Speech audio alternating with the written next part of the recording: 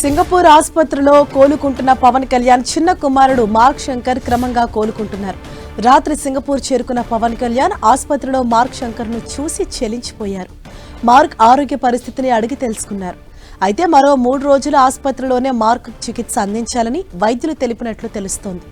నిన్న జరిగిన అగ్ని ప్రమాదంలో మార్క్ శంకర్ కు గాయాలయ్యాయి.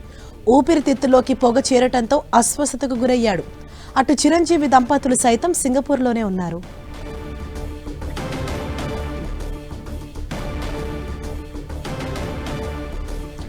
దీనిపై మరింత సమాచారాన్ని మా ప్రతినిధి దుర్గానాయుడు మనకు అందిస్తారు. దుర్గానాయుడు, ప్రస్తుతం మార్క్ శంకర్ హెల్త్ కండిషన్ ఏ విధంగా ఉంది? డాక్టర్స్ ఏం చెప్తున్నారు?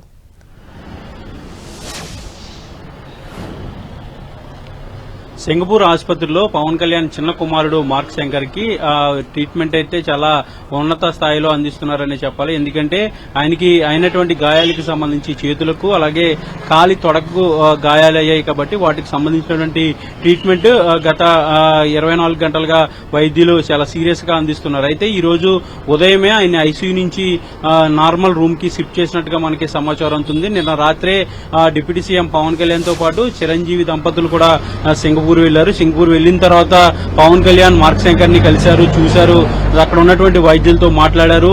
ఏదైతే మార్క్ శంకర్ కి అందుతున్నటువంటి వైద్యానికి సంబంధించి వివరాలన్నీ కూడా తెలుసుకున్నారు. అయితే మరిన్ని టెస్టులు కూడా చేయాల్సినటువంటి అవసరం ఉంది. ఎందుకంటే ఊపిరితిత్తులోకి ఎక్కువగా పొగ అనేది వెళ్లింది కాబట్టి దానివల్ల ఫ్యూచర్ లో ఎలాంటి ఇబ్బందులు రాకుండా మరికొన్ని టెస్టులు చేసి మరికొన్ని రోజులు అబ్జర్వేషన్ లో ఉంచాలంటూ కూడా వైద్యులు సూచించినట్టుగా తెలుస్తుంది. అయితే కాలిన గాయాలకి సంబంధించినటువంటి ట్రీట్మెంట్ కూడా జరుగుతుంది. అయితే నిన్నంతా కూడా ఊపిరితిత్తులకు సంబంధించినటువంటి ట్రీట్మెంట్ అయితే ఇచ్చారు. నిన్నంతా కూడా ఐసీయూలో ఉంచి చాలా అత్యున్నత స్థాయిలో ట్రీట్మెంట్ ఇచ్చిన తర్వాత ఈ రోజు ఉదయమే, అంటే సింగపూర్ కాలమానం ప్రకారం ఈ రోజు ఉదయమే ఆయన్ని రూమ్ కి షిఫ్ట్ చేయడం జరిగింది. రూమ్ కి షిఫ్ట్ చేసిన తర్వాత కొన్ని రోజులు అబ్జర్వేషన్ లో ఉంచాలంటూ కూడా వైద్యులు సూచించినట్టుగా మనకి సమాచారం అవుతుంది. పవన్ కళ్యాణ్ కూడా నేరుగా వైద్యులతో మాట్లాడారు. నిన్న ఉదయం నుంచి కూడా ఫోన్ లో కాంటాక్ట్ లో ఉన్నారు. ఇప్పుడు నేరుగా ఈ రోజు ఉదయమే వైద్యులతో కూడా మాట్లాడి అందుతున్నటువంటి చికిత్సకు సంబంధించినటువంటి అన్ని విషయాలు కూడా తెలుసుకున్న తర్వాత పవన్ కళ్యాణ్ అక్కడి నుంచి మార్క్ శంకర్ ని రూమ్ కి షిఫ్ట్ చేయడం జరిగింది. మరొక 3 రోజుల పాటు ఆసుపత్రిలో ఉండాలి, 3 రోజులు కూడా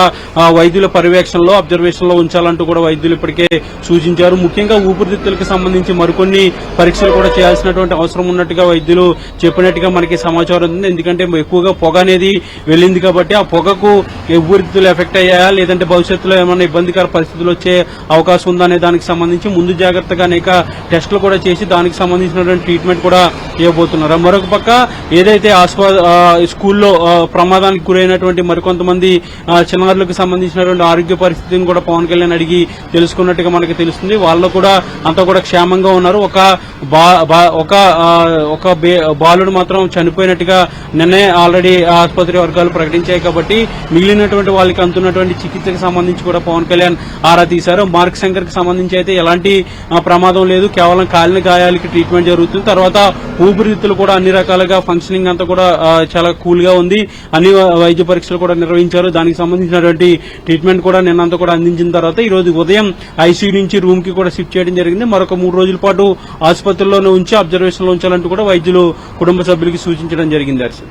థాంక్యూ దుర్గా.